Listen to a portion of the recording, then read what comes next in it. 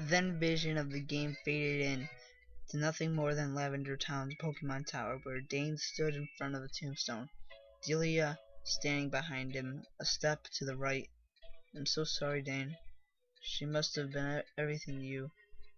It was then it hit me, her. I think I knew exactly who had died in the passing year. Subsequently to the change of life, it would only make sense. I was give control once more, and I hastily clicked on the tombstone where here lies Laddie. Kanto's little flash of yellow. Loved by all, fathered by Dane. Rest in peace. I was so in depth in the game at Laddie, Kanto's little flash at that moment.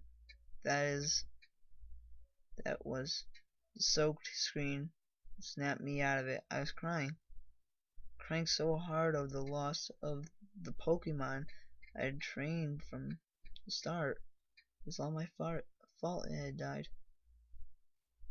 I made those stupid decisions to completely change Laddie's life by becoming a gym leader, knowing that Laddie wouldn't be fit for the gym. Guilt-ridden, I turned off the game, hoping to find a possible way to alter the storyline. I arrived at the menu once more. No Pokemon stood with me. No Delia to comfort me, to comfort the loneliest. Just Dane, standing there in all his glory. Tears had begun to run dry at this point, looking upon Dane's face, only to find even more of a nauseous shadowed face than when I first began. I clicked continue to instantly be shown a cinematic between Dane and Delia. Delia was crying, Dane arguing. It seemed Delia decided to comfort Dane with her presence after Laddie died, and he had given up everything.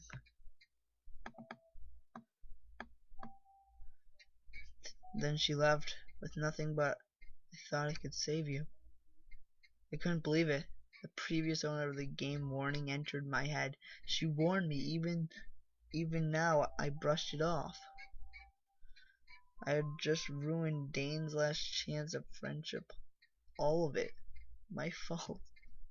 I gained control once more and decided to check my menu.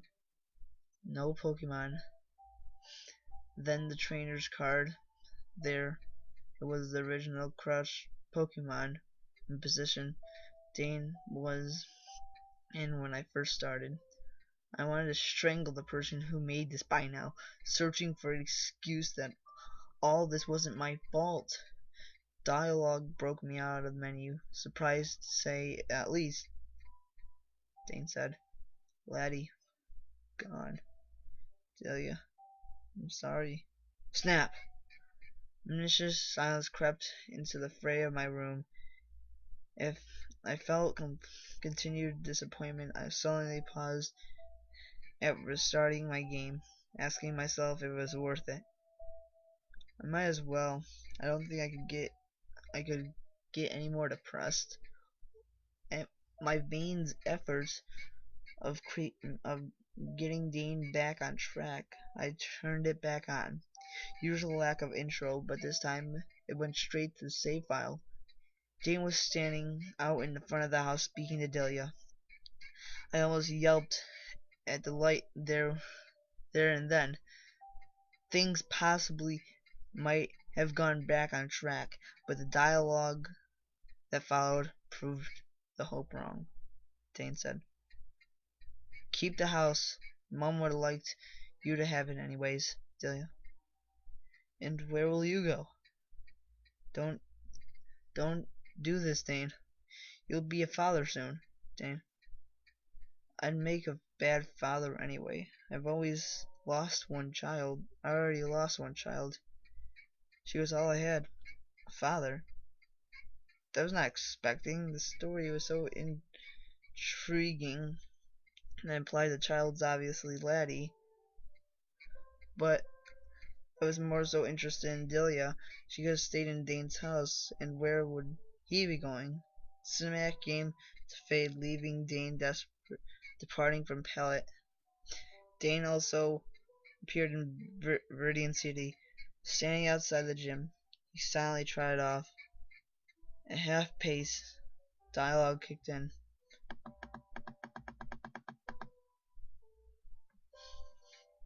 I know, Laddie can't come back, nor will any Pokemon fill the gap she left. But that won't stop me from acquiring one. This world is cruel, undeserving as such Pokemon. The malicious plot, how predictable and clinched. I didn't complain though. I moved on and continued. I gained control over Dane and did the usual check of the status, ground type Pokemon party, the original party I was given, and I accepted the role as the gym leader. Interesting. I checked the trainer card. Dane is wearing a striped suit, his facial features much more defined and mature. Dane looked like an adult now. I exited the menu and instantly lost control as Dane started a long journey through Kanto. He walked through Pewter to Cerulean, through Saffron, until he arrives at Lavender. Of course, final farewell to Laddie before he sets off in a new life. He entered the Pokemon Tower, made his way to Laddie's tombstone, and gave me control to interact with it. Here lies Laddie, my little flash of yellow. You are my love to Delia, my Laddie. I will never find you, but I'll never find another you. But a Pikachu I will find. I've lost strength to travel Kanto again, so I will form an organization to purge Kanto for me. I came in here as Dane, but I will leave as another to start anew. As in depth as I was in this point, it was obviously noticeable of the layout. Delia, Laddie, same letters spelled out differently. It seemed like Laddie was Dane's way of showing his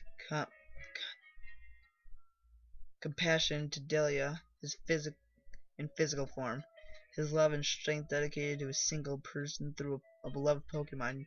Dane began walking amongst the other tombstones curiously. I attempted to press A, which started a minor dialogue. Dane, I must find a name appropriate to depart with.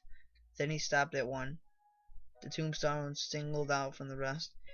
I clicked on it, nerves settling in from what was about to appear. Here lies Giravian,